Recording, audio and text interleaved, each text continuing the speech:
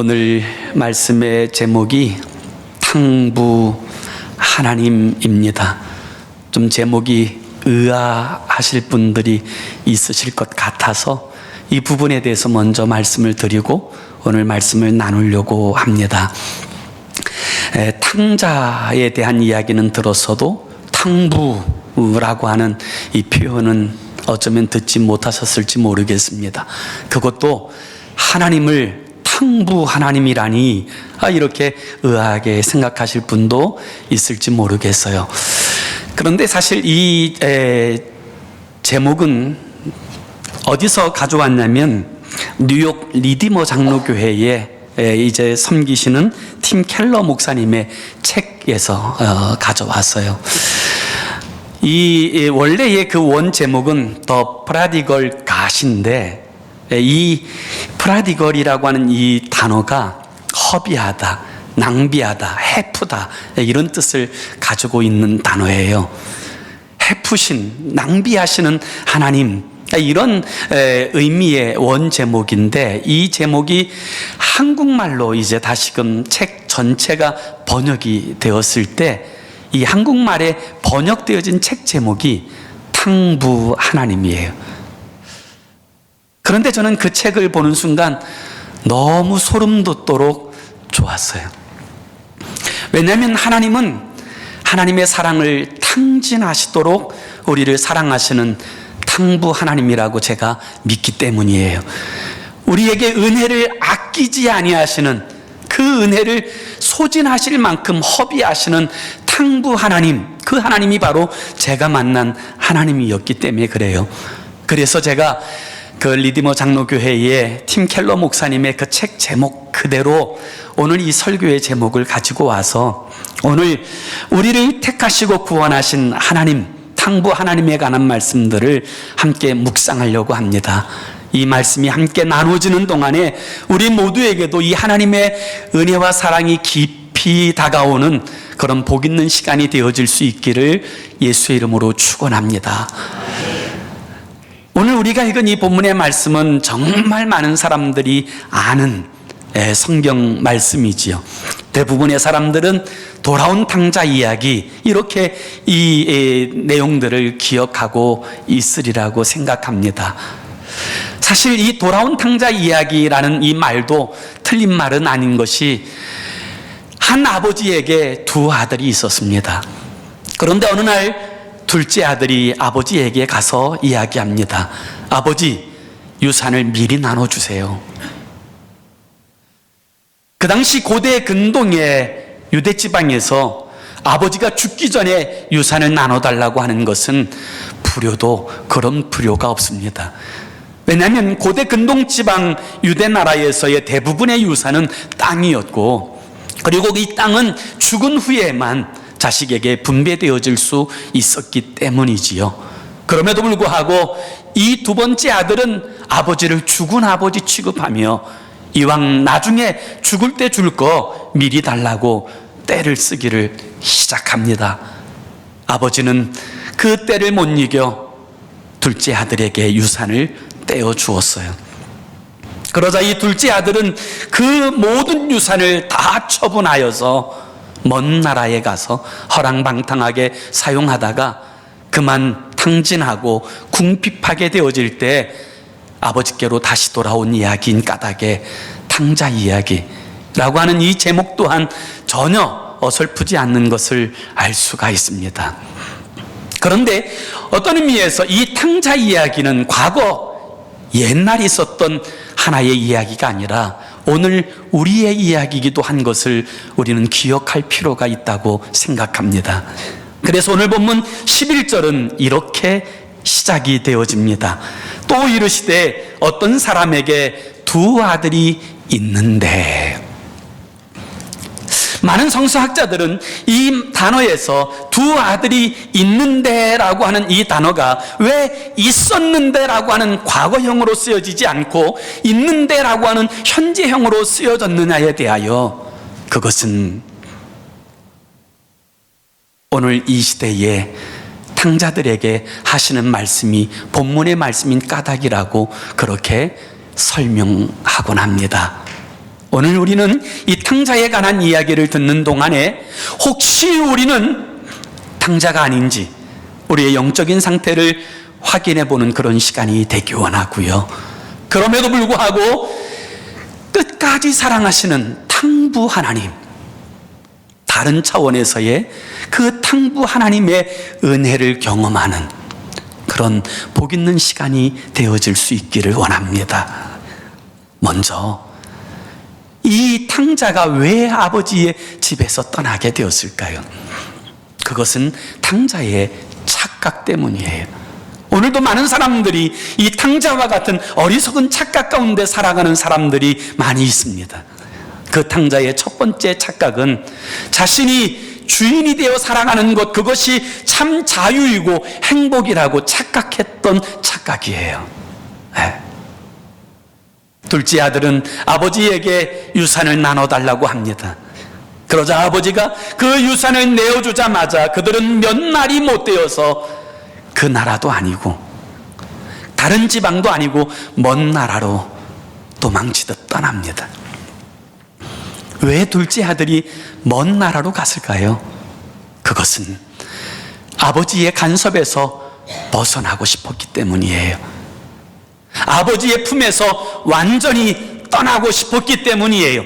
이제는 더 이상 아버지의 간섭이 아니라 내가 내 인생의 주체가 되어서, 내가 내 인생의 주인 되어서 살아보자. 그게 내가 누릴 참 자유가 아닌가.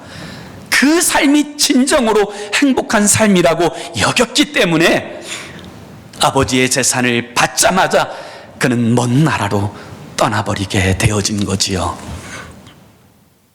그런데 사랑하는 여러분, 정말 아버지의 품에서 떠나버리고 나면 그는 온전히 자유하고 행복한 존재가 되어집니까? 하나님의 품에서 떠나고 나면, 그래서 내 마음대로 살아가는 그 삶이 진정으로 행복하고 진정으로 자유로운 삶이 되어집니까? 그럼에도 불구하고 오늘 많은 사람들이 이 탕자의 길에 서 있습니다. 하나님을 믿는다고 하는 것, 그것은 형식은 붙잡되 내 마음대로 살려고 하는 그 욕망 가운데 이끌려 살아가는 사람들이 오늘 이 시대에 하나님의 자녀들이라 불리지만 실상은 탕자되어진 사람들의 모습이라고 생각합니다. 하나님의 주인됨을 벗어나야, 그래서 내 마음대로 살아갈 때에야 참 자유가 있다. 그리고 그게 진정한 행복이 아닌가. 그리하여 교회는 나오지만, 예배에는 참여하지만, 그러나 삶의 자리로 돌아가서는 하나님 없는 것처럼 내 자유를 가지고 도박하는 게 왜 문제야? 내 마음대로 술 먹고 내 마음대로 사는 게 그게 왜 문제야? 그렇게 항변하고 살아가는 사람들이 오늘 이 시대에 사실은 잃어버린 탕자인 거죠. 사탄은 오늘도 끊임없이 우리를 이렇게 미혹합니다. 내가 주인이 되어라. 네가 하나님으로 살라고 이야기합니다. 처음 사람 아담과 하와를 미혹한 사탄은 창세기서 3장 5절에 이렇게 그들을 미혹합니다.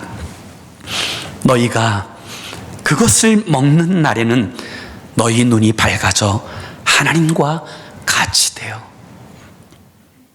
지금 처음 사람 아담에게 이 사탄이 뭐라고 이야기하는 거예요?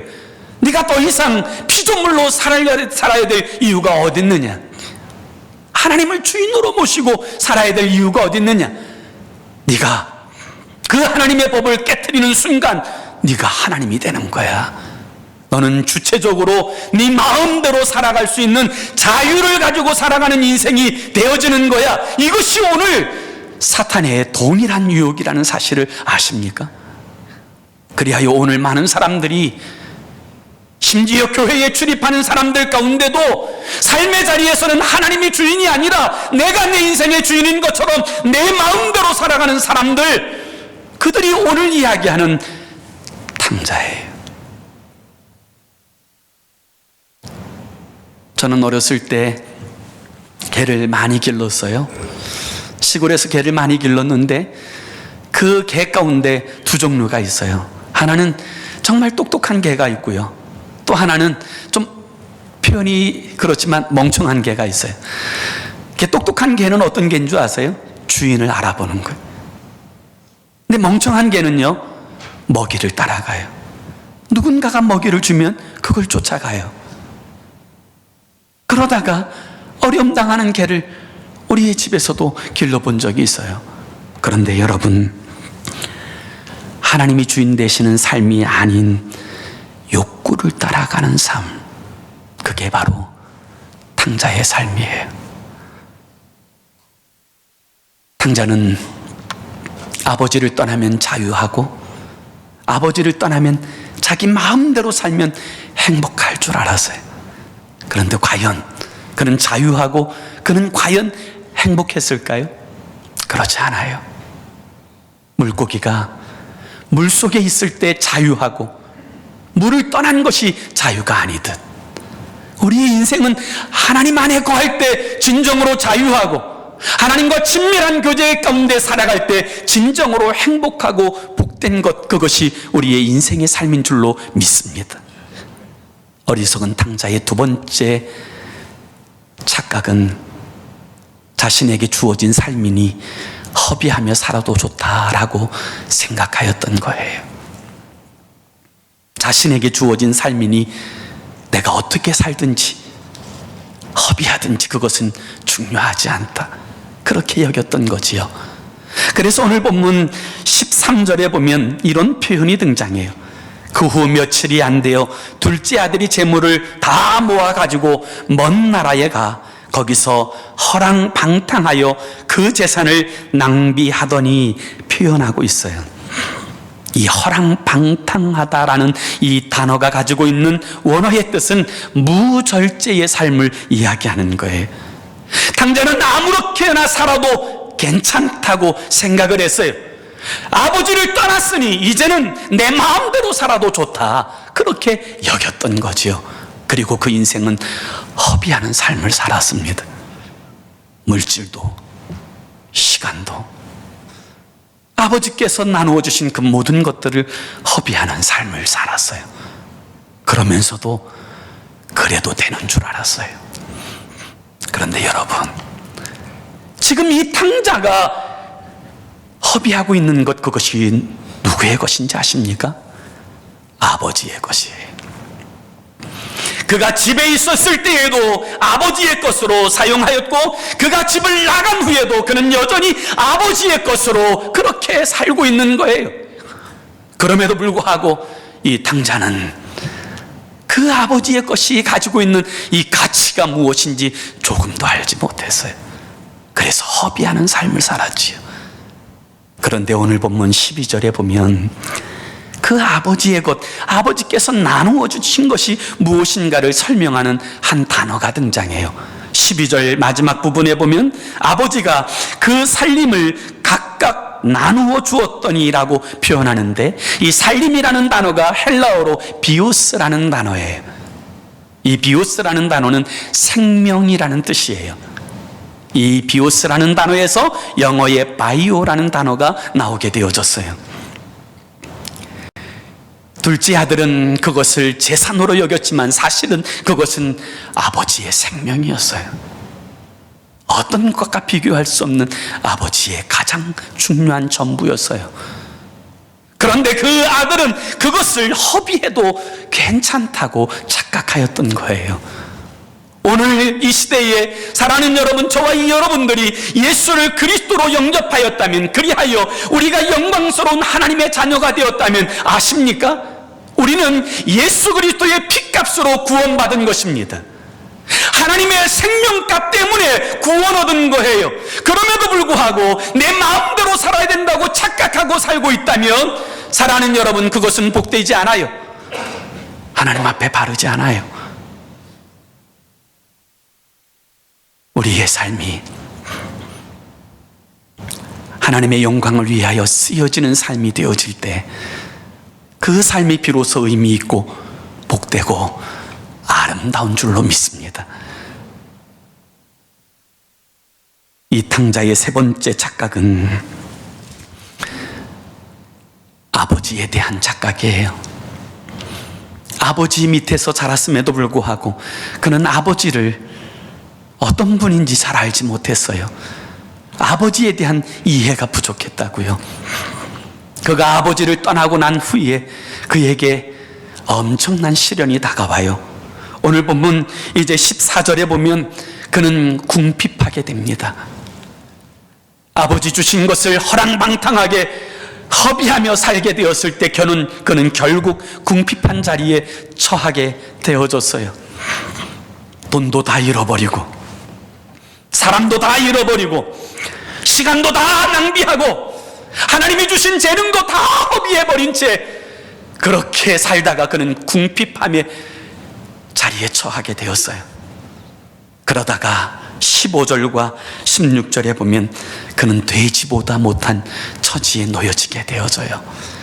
돼지가 먹는 쥐염 열매로 배를 채우려고 해도 채울 수 없는, 유대인들이 그 당시에 유대인들이 가장 부정하게 정결하지 못한 짐승으로 여기고 가장 싫어하는 그 돼지의 밥조차도 얻어먹지 못하는, 돼지보다 못한 처지에 놓인 그런 존재가 되어져 버렸어요.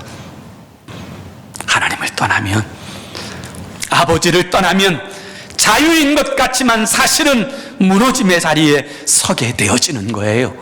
그제서야 그가 아버지를 기억해요. 다 깨어지고 다 무너지고 다 사라져버리고 난 후에야 그는 아버지를 생각해내요.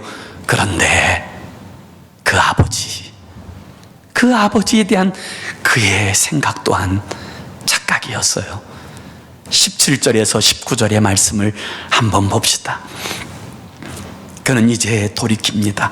이에 스스로 돌이켜 이르되 내 아버지에게는 양식이 풍족한 품꾼이 얼마나 많은가. 나는 여기서 줄여 죽는구나. 내가 일어나 아버지께 가서 이르기를 아버지, 내가 하늘과 아버지께 죄를 지었사오니 지금부터는 아버지의 아들이라 일컬음을 감당하지 못하겠나이다.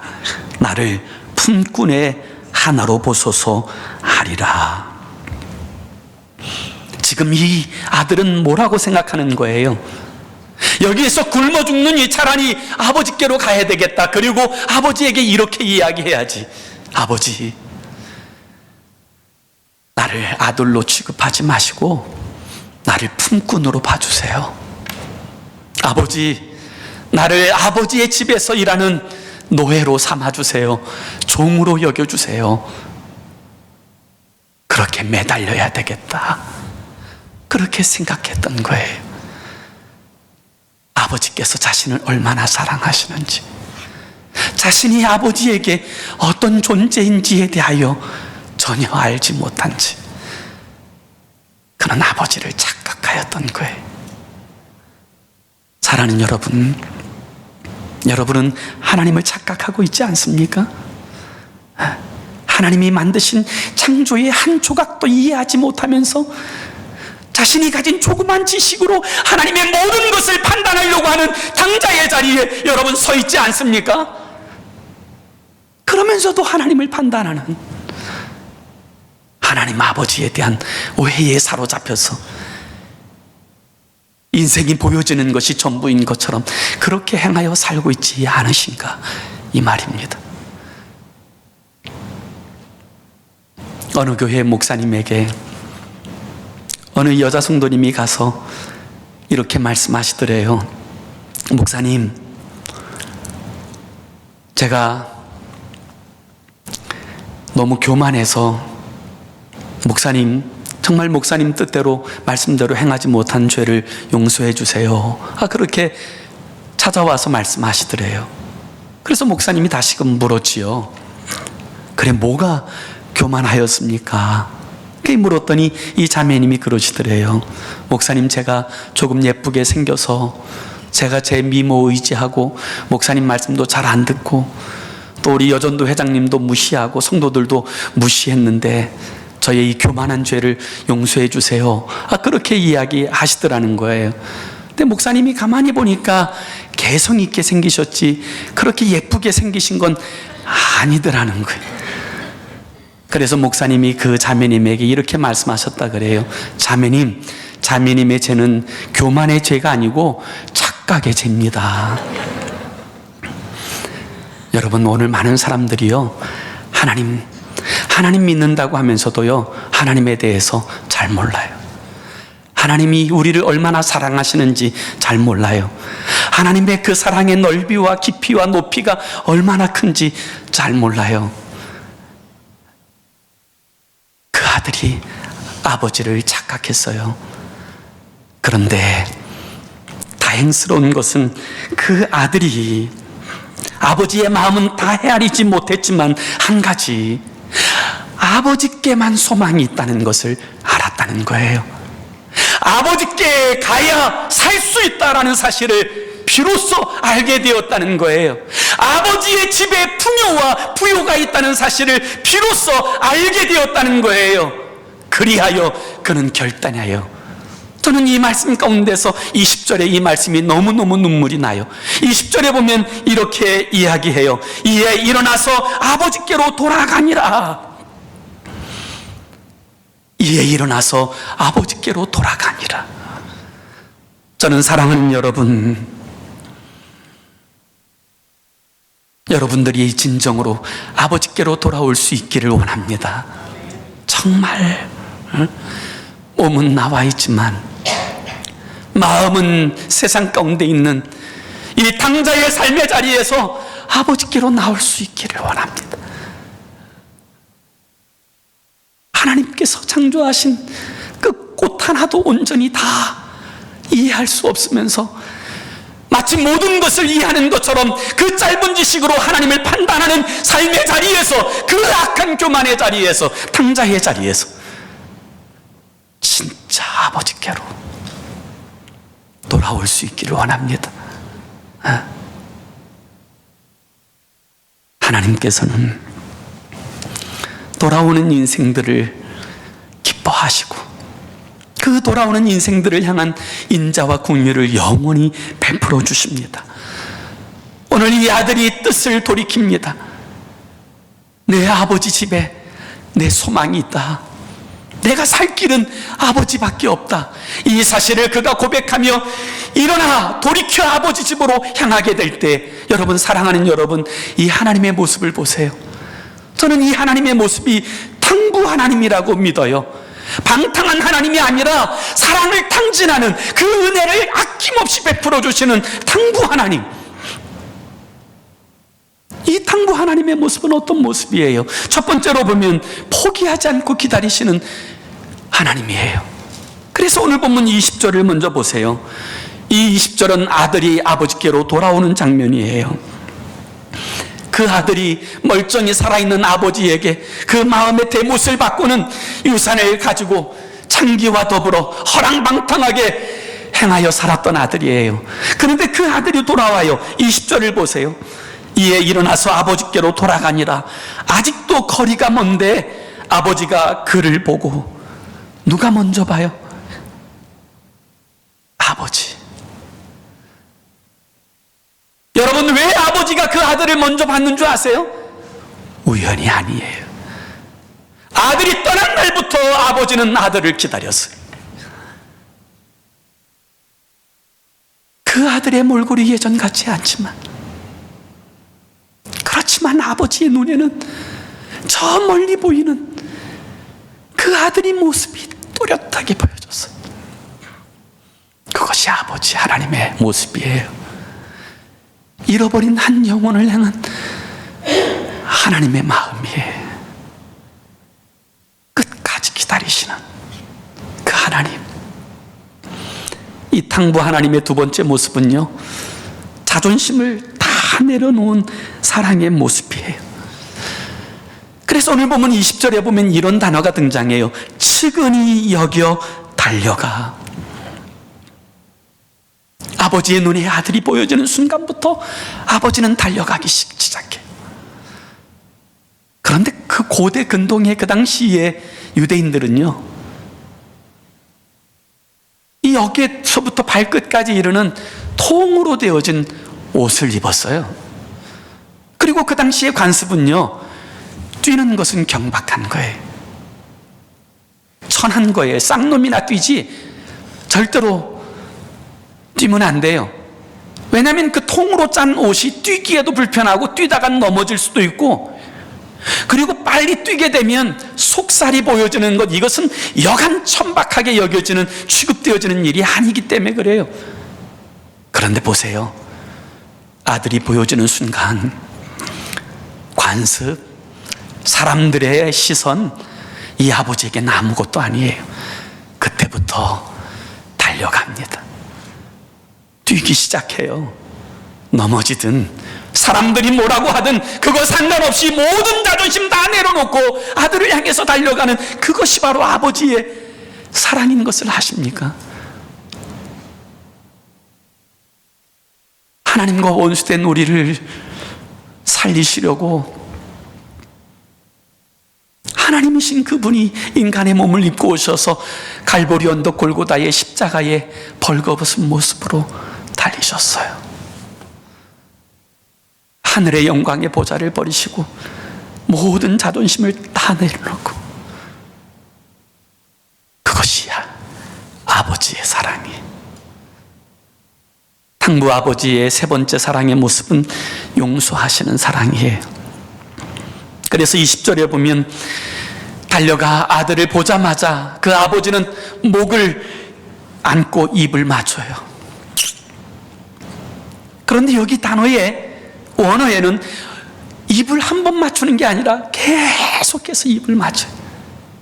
아들의 전체 얼굴을, 그 더럽혀진 그 아들의 얼굴을 계속 입 맞추는, 여러분, 이 입맞춤의 의미가 뭔지 아세요? 용서해 주겠다는 거예요. 아니, 아버지는 이미 용서해 놓고 기다렸어요. 돌아오기만 하면 나 아무것도 묻지 않을 것이다. 그게 여러분 아버지의 마음인 거 아세요? 하나님의 마음인 거 아세요? 돌아온 아들에게 너 왜 그랬느냐 한마디 따져 묻지 않습니다. 그동안 어떻게 살았느냐 한마디 묻지 않아요. 내가 너에게 준 재산 어떻게 탕진했느냐 따지지 않아요. 아무것도 묻지 않고 그 아들을 껴안자마자 온 얼굴에 입맞춤해요. 나는 이미 너 용서했어. 그게 탕부 하나님의 모습이에요. 사랑을 아끼지 않고 그 은혜를 전혀 아끼지 않는, 그럴 뿐만 아니라 탕부 하나님은요, 회복시켜 주시는 하나님이에요. 회복시켜 주시는 사랑을 나타내시는 하나님이에요. 그래서 그 아들이 아버지께 이렇게 이야기해요. 아버지, 내가 하늘과 아버지께 죄를 범하였습니다. 이제는 나를 품꾼의 하나로 봐주세요. 이 말이 끝나기도 전에 아버지는 소리쳐요. 얘들아, 제일 좋은 옷을 가져다가 내 사랑하는 아들에게 입히고 손에 가락지를 끼우고 신발을 신겨라.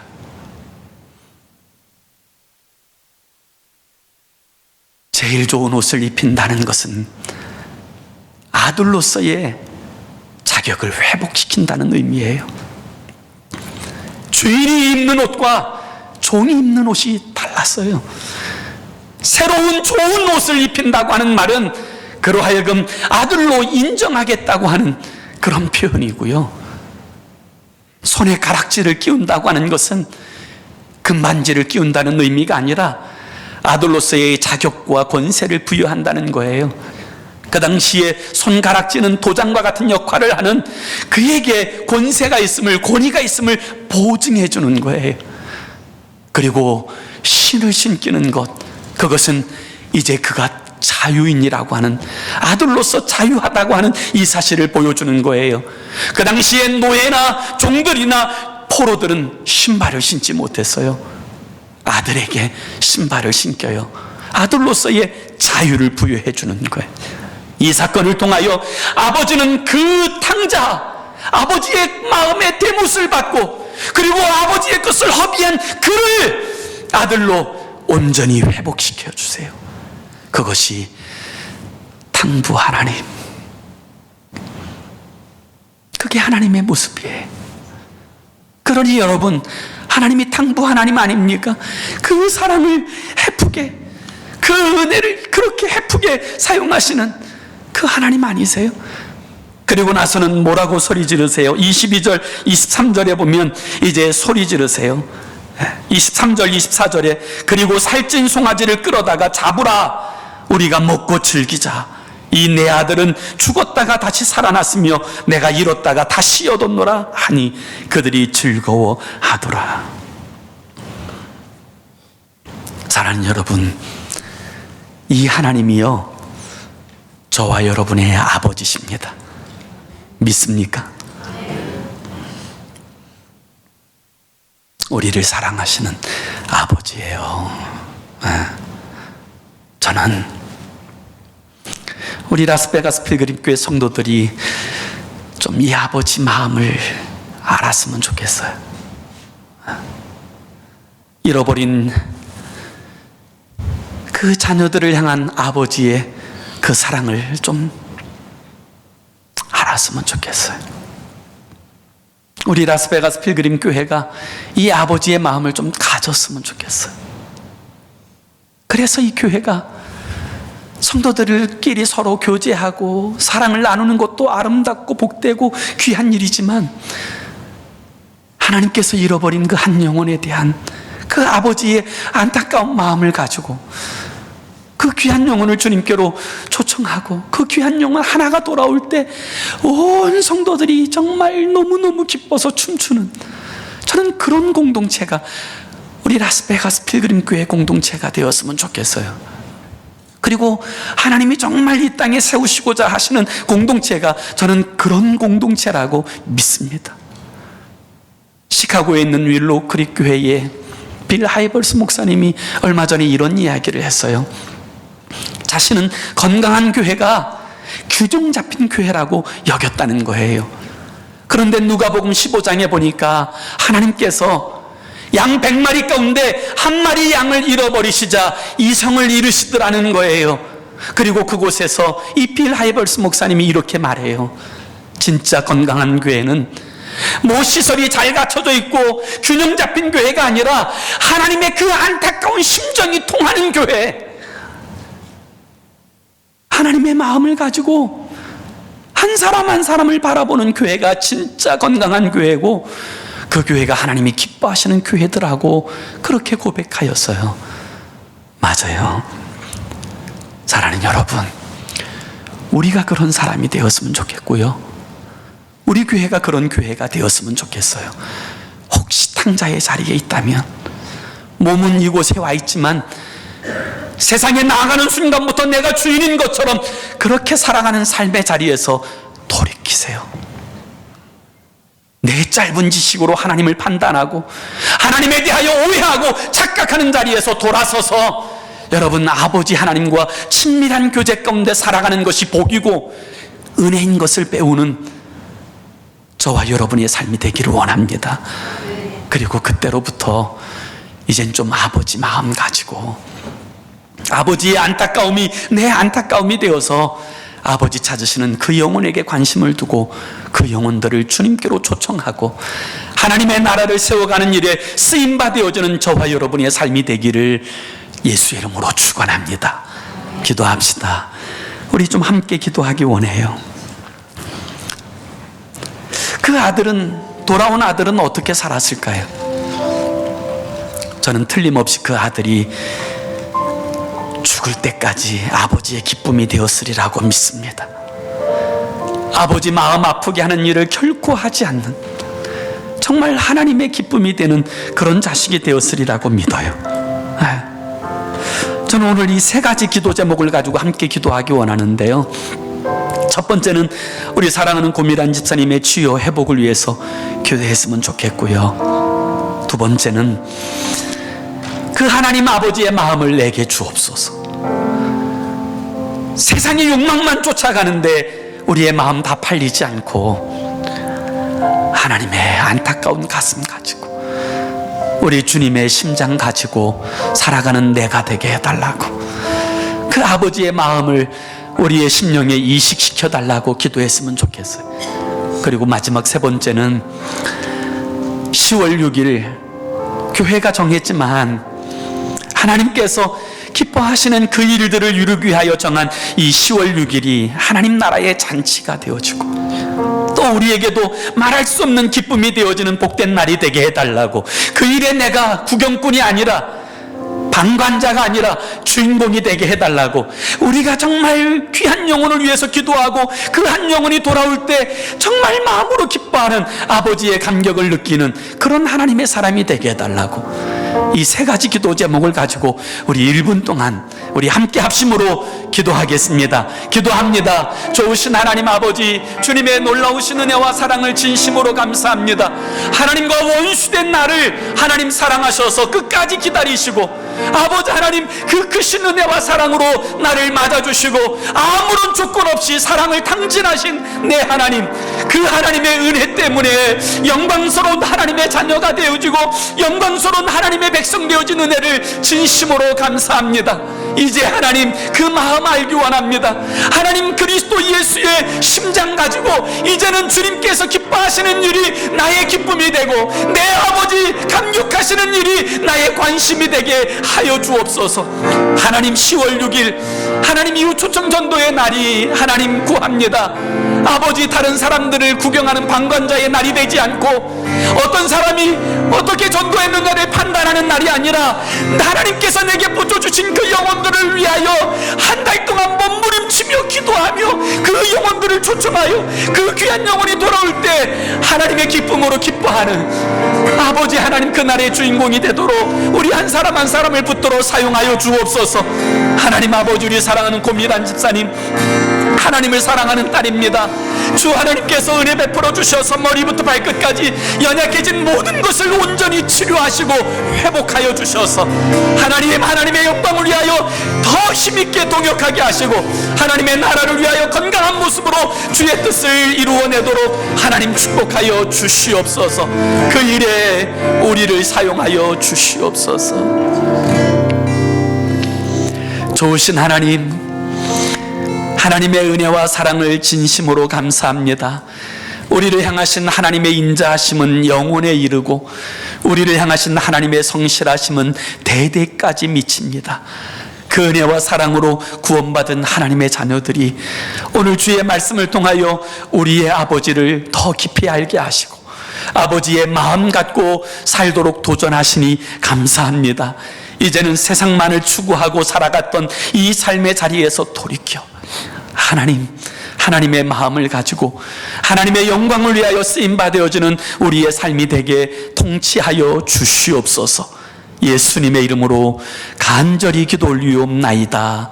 아멘.